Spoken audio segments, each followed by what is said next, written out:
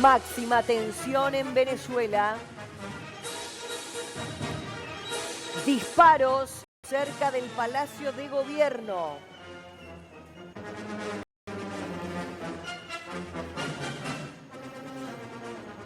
Y esta es una información de último minuto. Reiteramos, es una información de último momento. Como se puede escuchar en este video, disparos cerca del Palacio de Gobierno. Una situación, ¿no?, que se va dando después de días de paz, después de aquel ataque de la madrugada del lunes, y que finalmente lo había anunciado Donald Trump. Miren que si no hacen las cosas como queremos, podemos volver a atacar. Llama la atención esto. Podrá tener que ver también con las fuerzas militares venezolanas. Bueno, quien fue militar venezolano y está en contacto con nosotros es Carlos Martínez de Oz, y que ya lo saludamos. Carlos, buen día, bienvenido. Acá Maru y Leo. Hola, buen día, ¿cómo están? Bueno, primero, ¿qué sentís vos al ver la caída de Maduro, ¿no? Y una reacción por lo menos extraña, desde lo que pudimos analizar desde acá, pasiva, tranquila, por parte de las fuerzas militares, ¿no? Bueno, mi sensación en la extracción de Maduro básicamente es de esperanza, ¿no? Más que de alegría. Esperanza porque lo considero un primer paso para ir hacia una democracia de regreso en Venezuela. No es completamente de alegría porque estoy seguro que la caída de Maduro no significa el fin de la dictadura, sino simplemente es un primer paso que hemos dado con la ayuda, obviamente, del presidente Trump para empezar a construir este camino, que va a ser largo y que va a ser difícil, pero seguramente llegaremos a buen término. Carlos, preguntarte si las Fuerzas Armadas sostuvieron a Maduro por convicción o por presión. Allí hay de todo, ¿no? Obviamente hay algunos elementos de las Fuerzas Armadas, sobre todo en las altas jerarquías, que tienen esa convicción, pero yo estoy seguro que la convicción de sostenerlo está basada en dádivas, en poder, en dinero, pero también hay aquella oficialidad menor, oficialidad de bajo rango o las tropas como tal, que viven como un ciudadano más y sufren la sociedad venezolana como un ciudadano más. Por lo tanto, no creo que ellos estén defendiendo a Maduro por convicción, sino básicamente por su necesidad de que es su trabajo o obviamente por presiones que se le han impuesto no solo a las Fuerzas Armadas, sino a toda la sociedad civil venezolana. Ustedes pueden ver cómo deambulan en la calle elementos que no son militares, los famosos colectivos. Sí. Y estos elementos, los paramilitares, ¿no?, lo que hacen es reprimir al pueblo. Esos son los paramilitares. Fede. Sí, Carlos, te quería preguntar y que nos expliques aquí en la primera para el público de Crónica cómo es el poder militar en Venezuela, porque no solamente se tiene que hablar de Maduro, sino de Diosdado Cabello y de cómo los militares están involucrados en la economía de Venezuela, ¿no? Están involucrados en todos los aspectos de la sociedad, en la economía, en la industria, en las empresas básicas, en todos los aspectos. Desde que estaba de presidente, el presidente Chávez, se hizo un proceso, primero de identificar a los militares afectos al proceso. Y luego esos militares afectos al proceso, muchos de ellos fueron puestos a cargos dentro de la administración pública, dentro de las empresas del Estado, dentro de organismos del gobierno, para asegurar que la revolución bolivariana pueda permear todos esos estratos de la sociedad. Obviamente el poder como tal militar no está en un solo bloque. Hay un poder que ostenta el actual ministro de la Defensa, el general Padrino López. Hay otro poder que ostenta el ministro de Interior, Justicia y Paz, tiene Diosdado Cabello. Y por otro lado está el poder que ostentaba en ese momento Maduro a través de los organismos de inteligencia del Estado. Claro, Carlos, sí. No, me gustaría preguntarte a propósito de lo que estás diciendo, si hay margen para una salida pacífica de alguna manera, o este marco que se está viviendo en Venezuela, esta situación puede escalar aún más, ¿no? Sabiendo que están todas las miradas del mundo puestas hoy por hoy en este conflicto? Yo creo que aquí es evidente que el presidente Trump ha tratado de ir a quien en el gobierno es susceptible a negociación. Yo creo que la actual presidenta recién juramentada y encargada, Delcy Rodríguez, ella quizás es bastante más permeable a la negociación de lo que fue Maduro. Y creo que ese es un camino un poco más óptimo para lograr la democratización del país. Pero reitero, no va a ser un proceso ni fácil ni corto. Yo creo que va a ser un proceso que va a llevar muchos pasos y va a llevar muchos problemas. Ahora, puede haber un proceso de violencia, pues el presidente Trump en sus declaraciones lo ha dicho. Si Delcy no genera ese proceso de transformación, ese proceso de transición, pues él va a tener que volver a actuar. Ahora, Carlos, siempre he dicho que Maduro haya caído no significa el fin de la dictadura.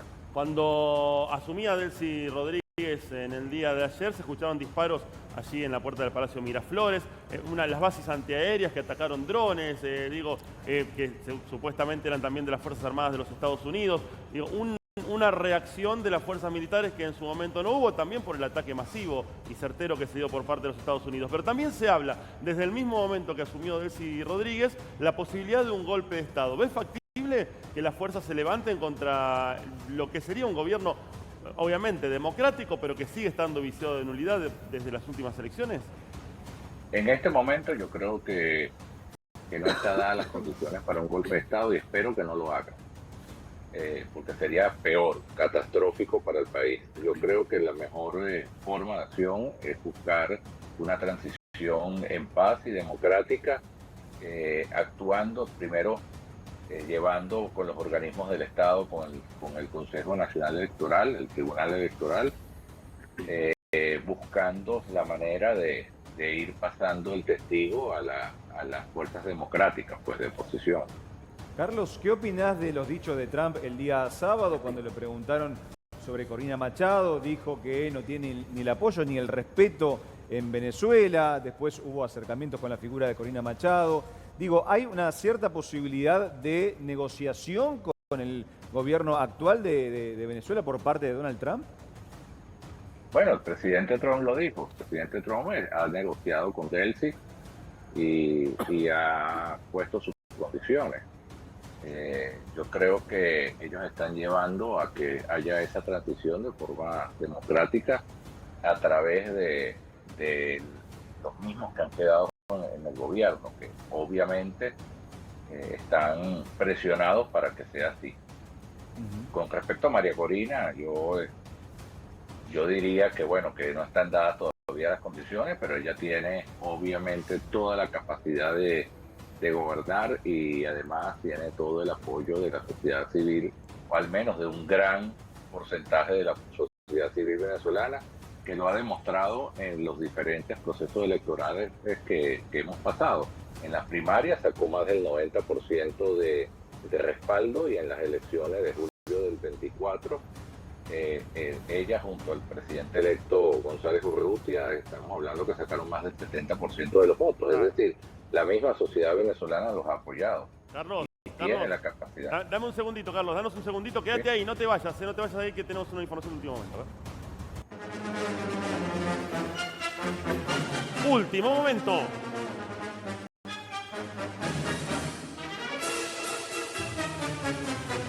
Vuelve la tensión en Venezuela. Aviones de guerra latinoamericanos sobrevolaron Caracas a la madrugada.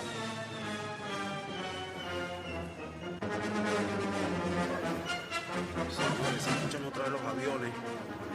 Estos aviones de guerra norteamericanos. A ver, escuchá, a ver. Dios mío, van a volver a bombardear, ¿oyó? De verdad. Ahí se escuchan los aviones.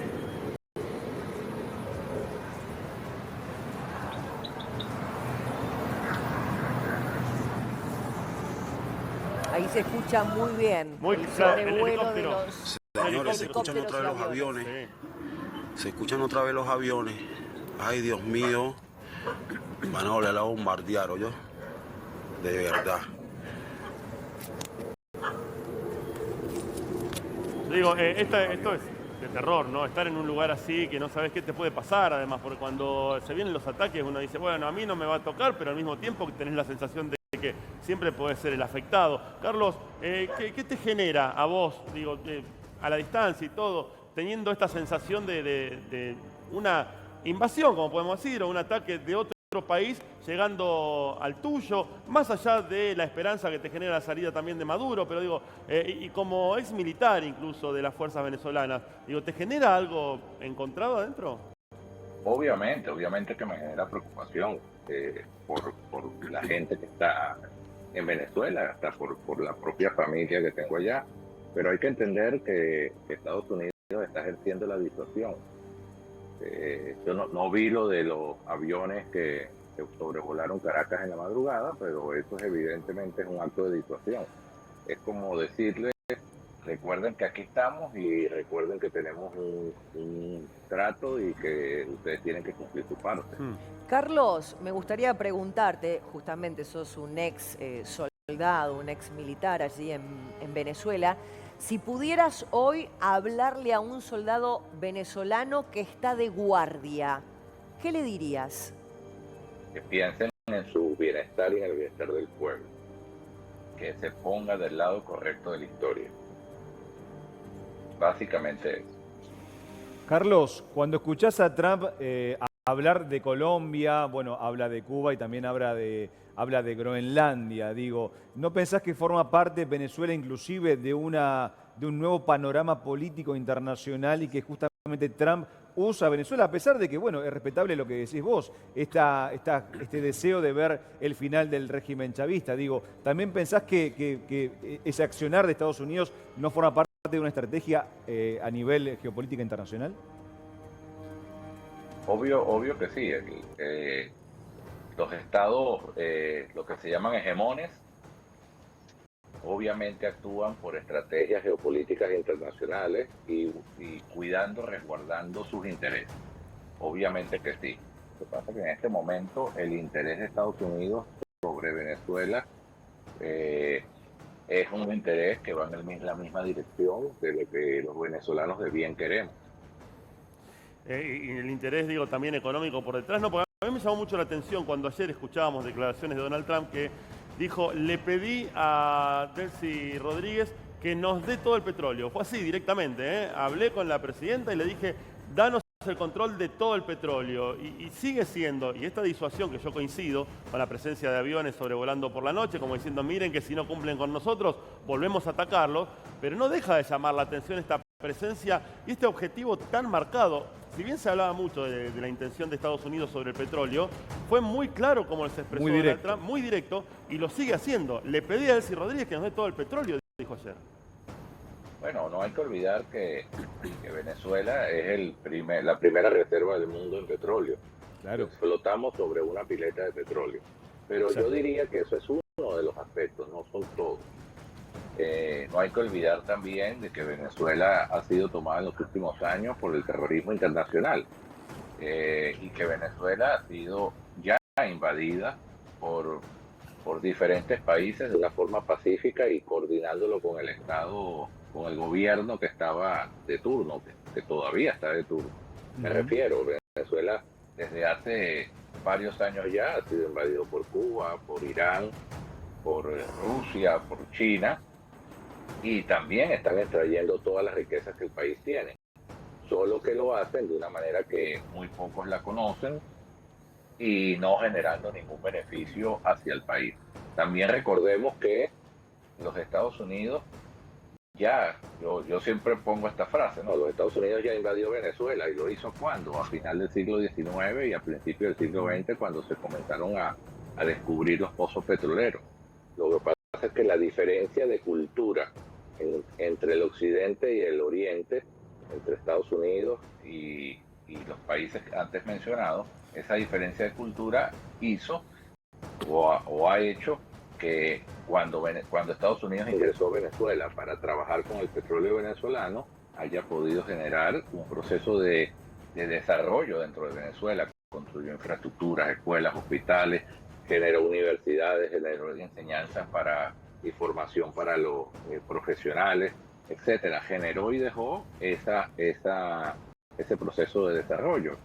Ahora, si tú te vas, por ejemplo, a lo que hacen los chinos, yo lo viví en Caracas, los chinos entran, cumplen con el trabajo que se les pidió, construcción de viviendas sociales, por ejemplo, y no dejan ningún tipo de desarrollo para el país.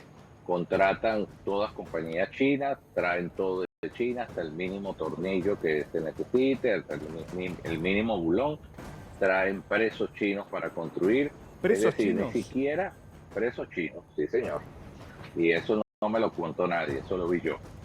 Presos chinos que los traen en avión desde China y los ponen a trabajar en Venezuela. Y cuando termina la obra, el trabajo que están haciendo, se los llevan. Carlos, te pido 2 segunditos, ahora vamos a seguir dialogando con vos porque la verdad que la charla está muy interesante, pero tenemos un último momento.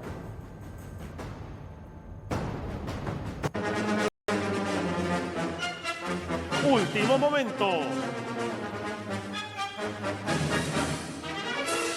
Apareció y habló Diosdado Cabello.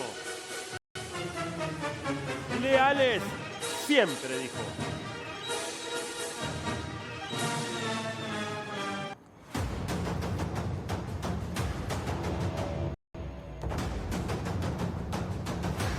Ahí estamos, Diosdado Cabello. ¿Qué te genera la figura de Diosdado Cabello, Carlos?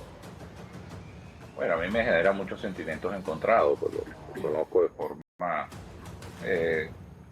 algo cercana, ¿no?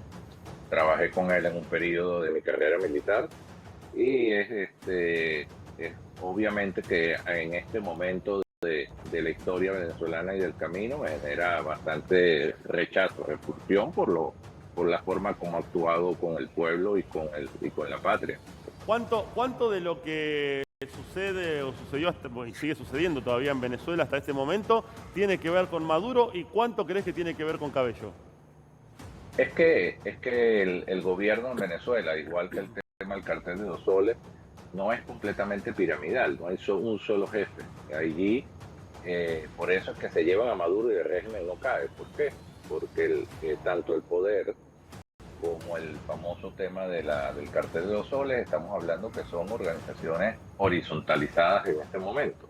Entonces, muchas decisiones sí podrían haber pasado por Maduro, pero también muchas decisiones y muchas acciones han pasado por Diosdado Cabello, por Padrino López y por mismo los hermanos Rodríguez.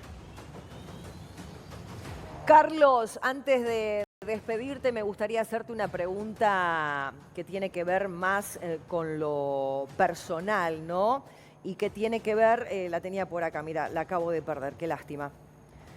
No, lo que te quería preguntar era cuál es tu visión, ¿no? Como ex militar venezolano de todo lo que está ocurriendo allí en Venezuela a propósito de la detención de Diosdado Cabello, que es el segundo, ¿no? Tengo entendido, más fuerte de lo que es el régimen chavista. Bueno, tengo entendido que no lo han detenido todavía, pero mi visión de lo que pasa en Venezuela es que estamos viviendo el producto de una negociación avanzada que se ha hecho para comenzar a caminar en ese camino hacia la democracia venezolana. Con los beneficios y con las cosas malas que eso traiga. Con lo positivo y lo negativo. Cuando digo lo positivo y lo negativo, porque pudiéramos pensar que Estados Unidos se va a llevar todo el petróleo, pues, y lo pudiéramos ver como negativo en nuestro país.